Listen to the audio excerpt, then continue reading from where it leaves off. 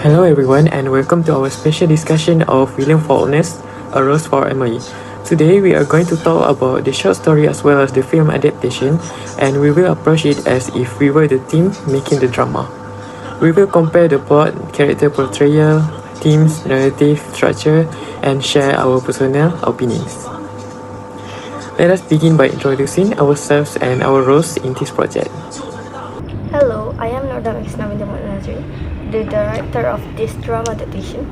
My role was to ensure that each scene captures Emily's isolation and the mysterious atmosphere of her town. In the short story, Faulkner describes Emily as a fallen monument, and I wanted to translate this description usually by showing her alone in her large, shadowy house.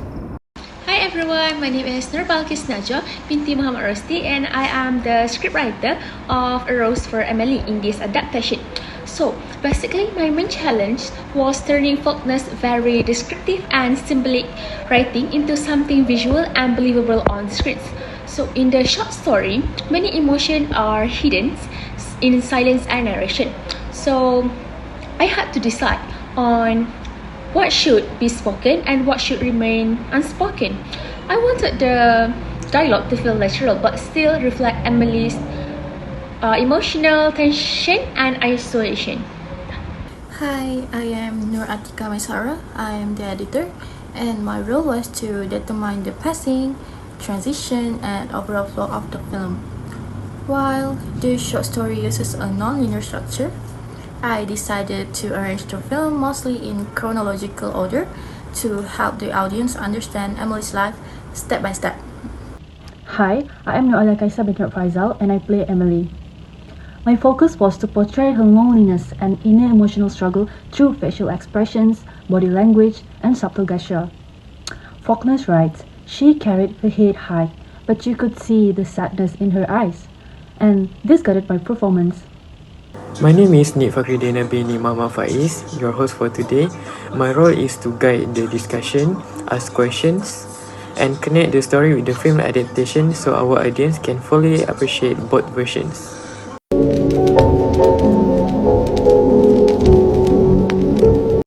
Let us begin with the plot. Director, could you please explain how Emily's life was structured in the film? Certainly, in the short story, Faulkner used a non-linear structure, but we decided to use a linear narrative for the film. This allows viewers to understand Emily's development and the reasons behind her behavior. We structured the plot according to free text triangle. The exposition shows Emily's childhood under her father's strict control. The rising action depicts the townspeople's curiosity and Emily's increasing isolation. The climax occurs when Homer Baron's body is discovered, which is made more suspenseful in the film through visual cues. The following action covers Emily's death and the townspeople's reactions. Finally, the denouement reveals secrets hidden in the attic, confirming what was implied in the story. If I may add, the short story built suspense by slowly revealing information through gossip and fragmental memories. As a scriptwriter, I found this effective on paper but risky for the film. So I helped restructure the plot using free text triangle to make the story easier to follow while still keeping it mystery. Instead of telling the audience everything directly, we used short scenes and minimal dialogue to hint at Emily's mental states and town judgment. For me, as the actor, the attic scenes was very challenging. I needed to portray shock and horror purely through facial expression and body language.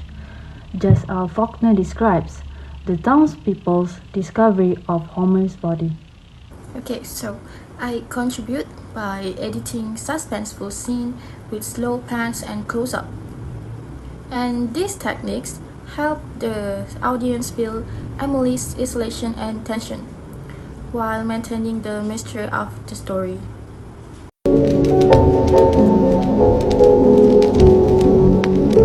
Now, let us begin with character portrayal. Cast, could you please explain us how you portray Emily in the film? I focus on subtle body language and facial expressions. For example, whenever the townspeople approach Emily, I remain hesitant and stiff, showing her fear and social isolation. Faulkner described Emily as being crushed by the changing world outside, and I wanted to convey this internal conflict visually. Emily's father is more prominent in the film than in the short story. We included scenes where his presence dominates the house, showing his control over Emily's life. His influence is present even when he is not speaking, casting a shadow over her life. From writing perspective, Emily was actually the most difficult character to adapt. She speaks very little, but she is carrying the emotional weight of the entire story. I intentionally wrote short and restrained lines for her to reflect on her emotional suppression. For Homer Baron, however, I give him more dialogue to contrast Emily's silence and explain why she became independent on him. So the editing also helped emphasize the contrast. Homer's scenes were brighter and warmer, while Emily's environment remained gloomy, highlighting her separation from the outside world.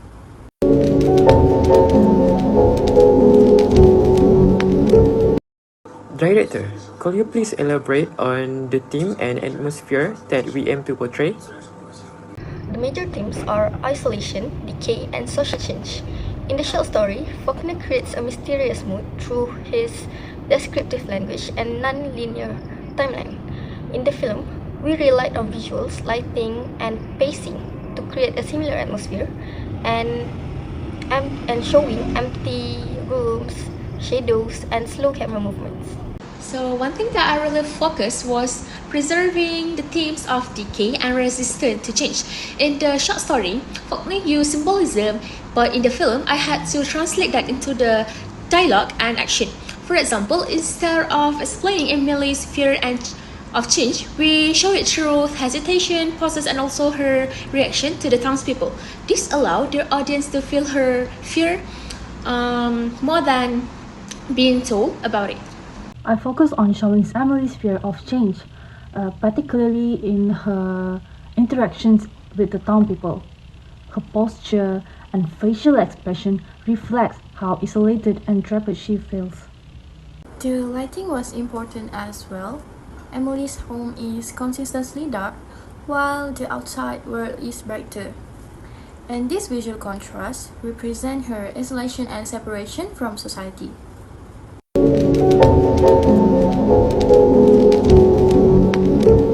And the next question is for editor.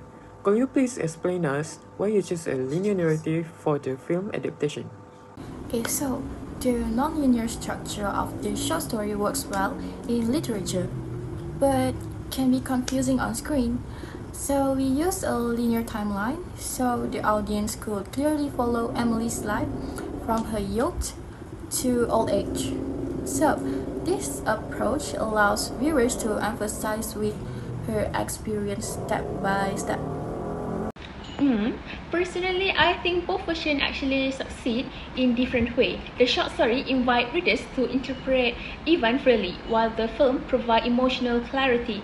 As a scriptwriter myself, I actually enjoy the challenge of transforming inner thoughts into scenes. It made me appreciate how powerful silence and minimal dialogue can be in a storytelling. As an actor, I really appreciated that the linear structure allowed me to develop Emily's character gradually.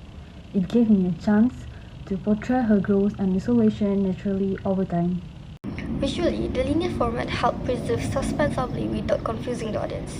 We wanted to keep the mystery but still maintain clarity.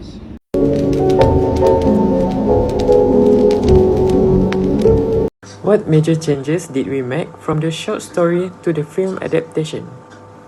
One major change that I made was adding more everyday moments in Emily's life.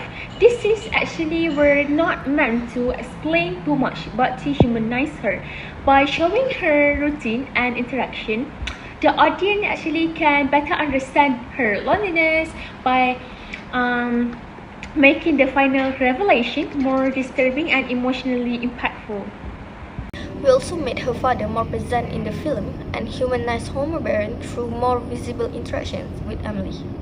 This change helped the audience to connect emotionally with Emily while keeping the story suspenseful and faithful to the original themes.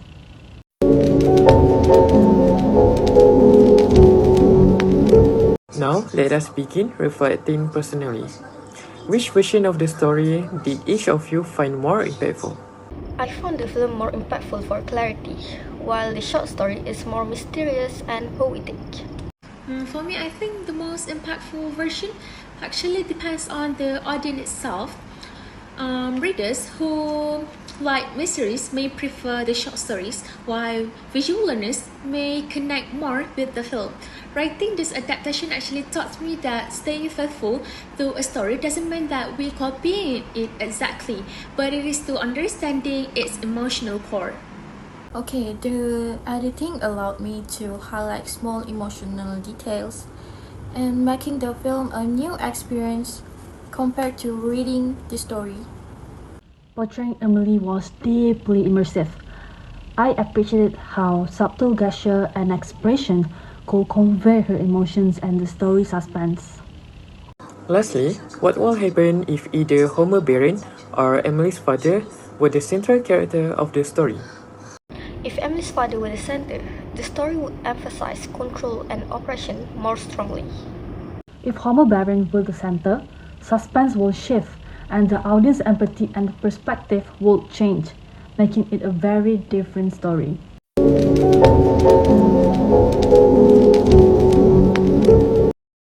Now, I would like to express thank you for joining us in our special discussion of A Rose for Emily. We hope you enjoy hearing our perspective as if we were part of Emily's world.